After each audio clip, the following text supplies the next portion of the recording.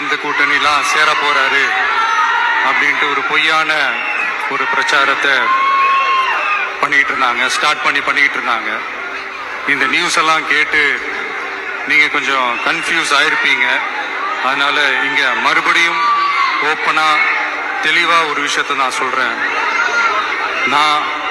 நாங்க எப்பவுமே மதச்சார்பற்ற கொள்கைன்றதுல அந்த ஸ்டாண்ட்லயோ மதச்சார்பற்ற சமூக நீதி என்ற அந்த நிலைப்பாட்டிலேயோ எப்பவுமே சமரசம் வச்சுக்கவே மாட்டோம்.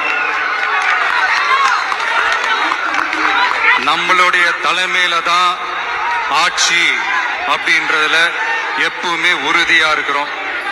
நம்மளுடைய முதல் மாநாட்டில் கூட நான் சொன்ன மாதிரி அரசியல்ல யாருக்காகவும் எதுக்காகவும் எந்த விதமான ஒரு சமரசமும் நாம வச்சுக்க போறதே எல்லாம் அந்த பேச்சுவார்த்தையே கிடையாது. சரிங்களா? அதனால யார் என்ன அவதூறு பரப்புனாலும் தயவு செஞ்சு அதை நம்பாதீங்க.